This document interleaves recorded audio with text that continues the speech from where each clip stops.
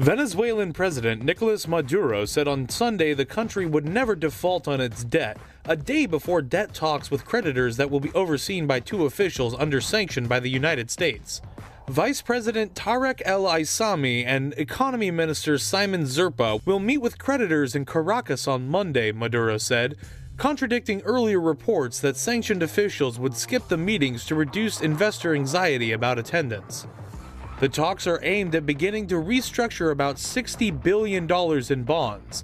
U.S. sanctions have made it practically impossible for Venezuela to refinance debt because U.S. banks cannot buy newly issued Venezuelan bonds. Restructuring talks are equally problematic because the sanctions bar investors from dealings with several officials on the newly appointed debt commission. The oceans play a key role in climate change, and it's impossible to separate one from the other, so says the EU Commissioner for Environment, Maritime Affairs and Fisheries.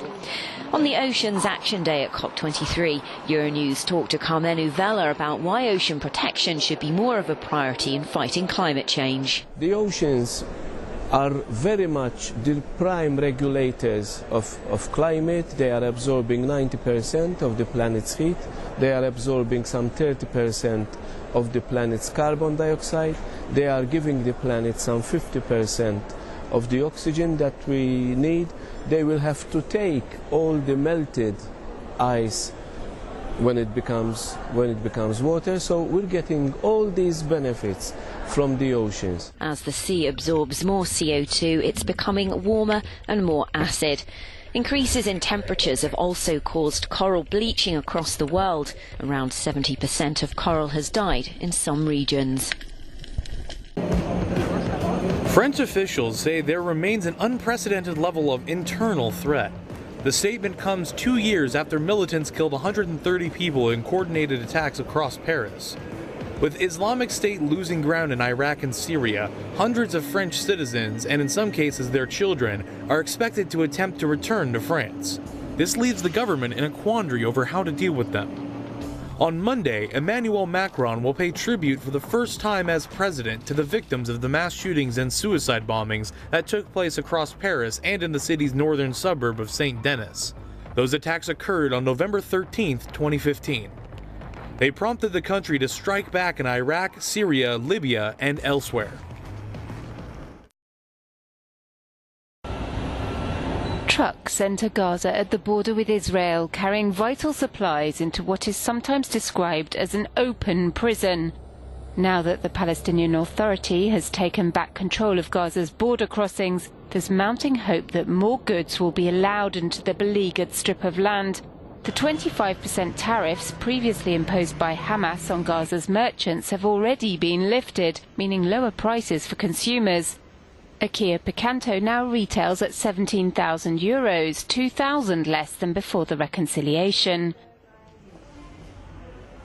The economic situation in Gaza will be better after the abolition of the tax we used to pay at the border crossing, making things better for the customer because prices will go down.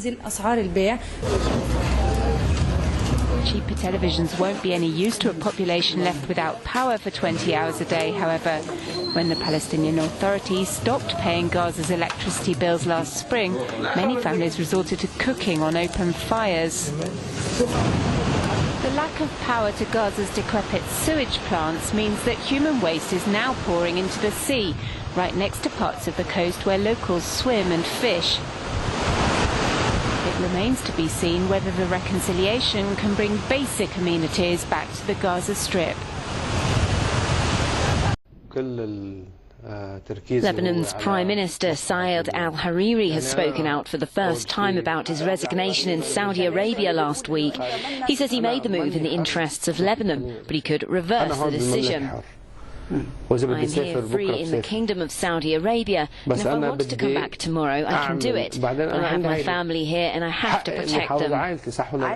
Hariri left Beirut for Riyadh on November the 3rd and resigned the following day in a speech that caught even the closest aides off guard, citing fear of assassination and blaming Iran and its Lebanese ally Hezbollah for sowing strife in the Arab world. The Lebanese authorities believed Saudi Arabia forced him to resign and was holding him against his will. Lebanon, a country long divided by sectarian conflicts, found a rare moment of unity since Hariri's shock resignation at the capital's annual marathon on Sunday. Lebanese of all stripes wanting to come back from Saudi Arabia and to continue his work as premier. At least 6 people have died and many have been injured in an earthquake in western Iran following an earthquake centered in eastern Iraq.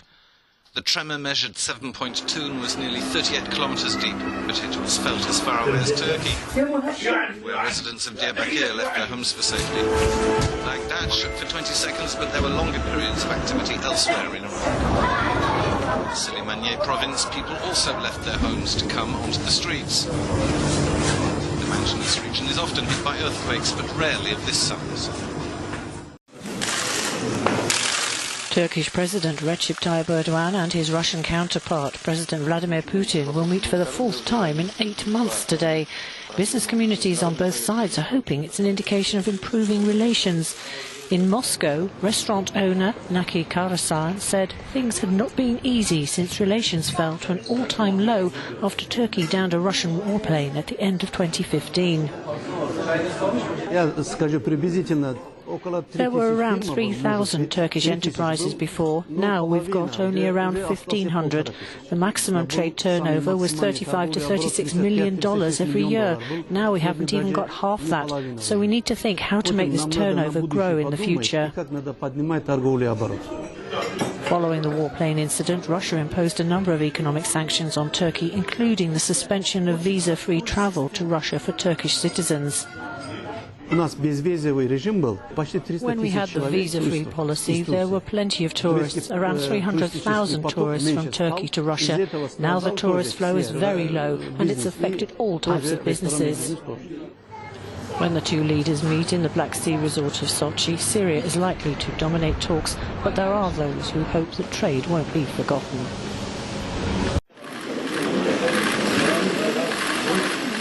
US President Donald Trump and Russian President Vladimir Putin agreed a statement on Syria during a brief meeting at a summit in Vietnam on Saturday, their first meeting since July. Putin again dismissed allegations of meddling in last year's US election. The meeting came at a time of US-Russia relations being battered, and Trump is haunted by the accusations that Putin influenced the election that brought him to the White House. Добрый день. Это говорит о том, что отношения между It shows that Russia-US relations are still in crisis. The fact that we managed to agree on something even in those conditions, I'm talking about the Syrian statement now, is great, but not enough. On the flight from the APEC summit to Hanoi, Trump spoke to reporters about his meeting with Putin, adding they also spoke about North Korea. Trump said their agreement to support a political solution to Syria's conflict would save tremendous numbers of lives. We did it very quickly, Trump explained aboard Air Force One. He then said, I don't know how many times I can ask him if he meddled in the election, but I pressed Vladimir Putin again and he denied it, and I believe him. Trump added he believed the Russian president was very insulted by it, which is not a good thing for our country. Un incendio ha arrasado buena parte del complejo arqueológico peruano de Ventarrón, un complejo con casi 4.500 años de antigüedad. Los vestigios que han ardido, descubiertos hace solo 10 años en la falda de una colina, se consideran la expresión arquitectónica primigenia del norte de Perú. El fuego se originó, según todos los indicios, por la imprudencia de unos obreros que estaban quemando un campo de caña de azúcar. Las llamas han destruido buena parte del enclave, así como vasijas de cerámica, documentación y, lo que es aún más grave, la pintura mural más antigua de América, con 2000 años de antigüedad, que aquí podemos ver en unas imágenes de archivo.